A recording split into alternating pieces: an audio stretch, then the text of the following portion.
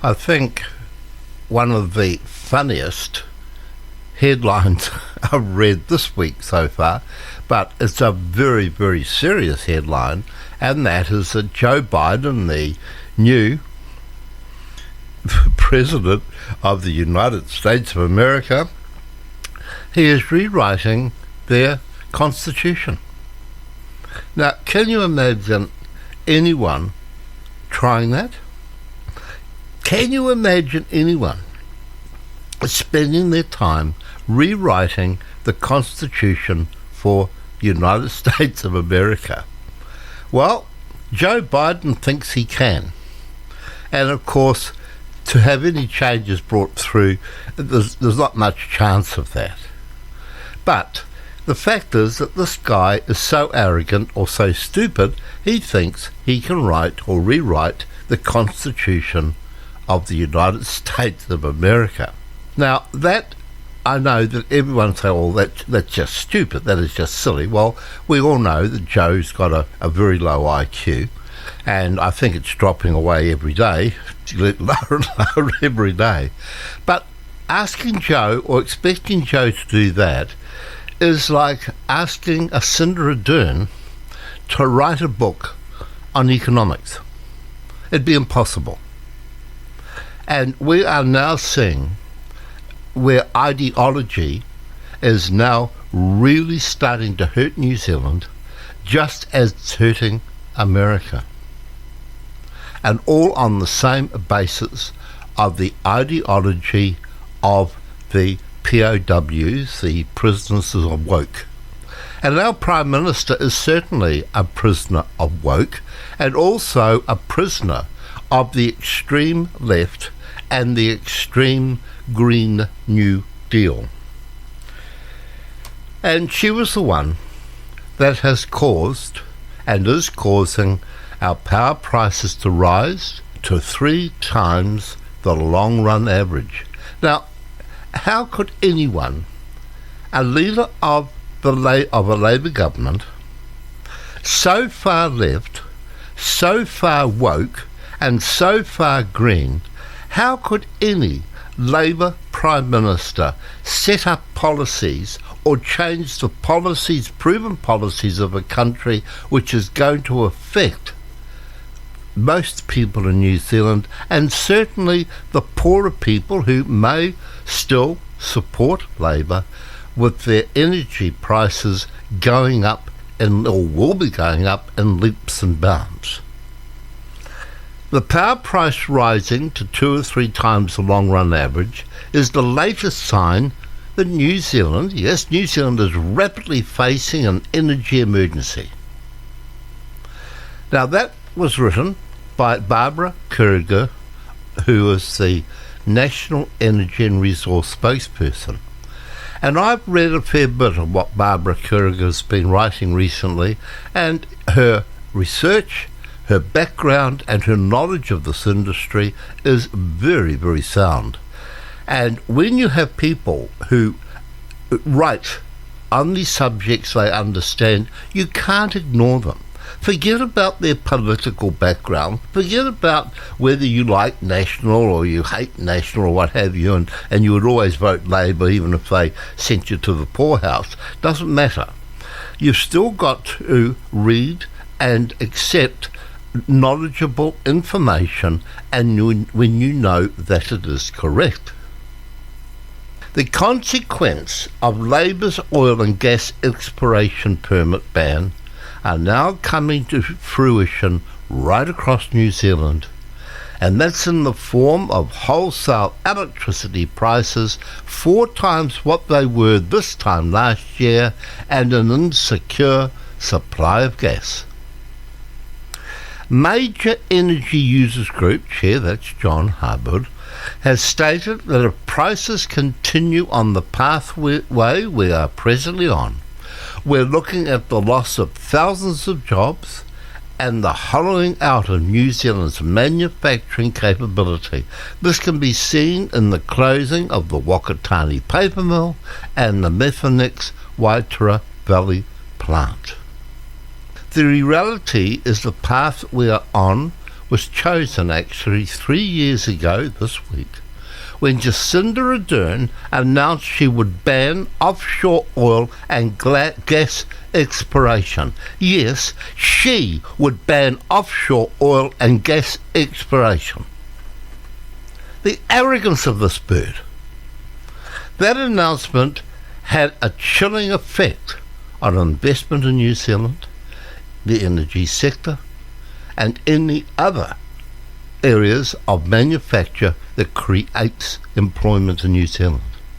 More than 80,000 hectares of permit area of gas exploration permits have been relinquished, while we have seen gas production at our largest well fall by 40%. We are now in the very sad situation of, despite having numerous offshore basins likely with commercially viable gas potential, needing to import LNG from Australia is very likely, and that could happen very, very soon. Labor has talked at length. Do you think it's Labour, or do you think it's just this crazy little bird that we've got as Prime Minister with her love of the Gateway Group across in America run by Bill Gates? Or do you know that these are the sort of people that she talks with and has meetings with? Do you know Bill Gates is planning and is trying to get worldwide support to have thousands of aeroplanes take off all at once? This is dead serious. I've seen the plans, it's been written, he has been promoting it at his Gateway meetings. And that is, these aeroplanes will all take off about the same time all around the world and will drop millions of tons of a chemical particle into the stratosphere. And this would create what you and I used to call the nuclear winter.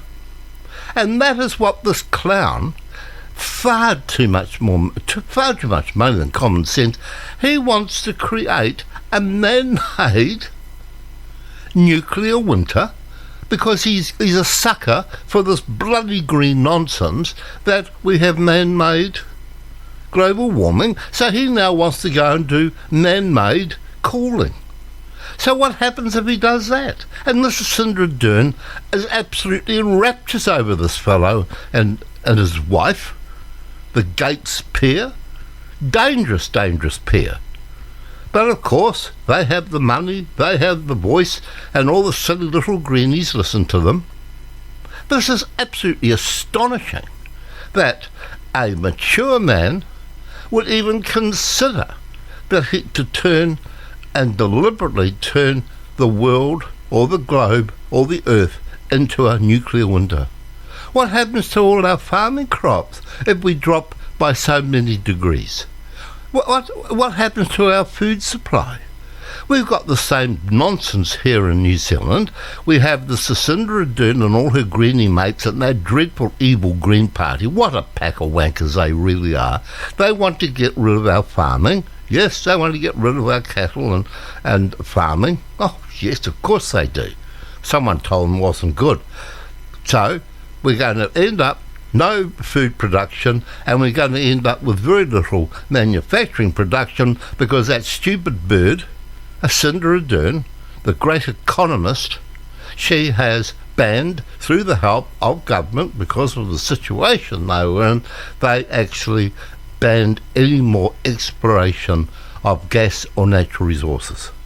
Have you ever heard anything so stupid? And this is the type of stupidity that we are being governed by.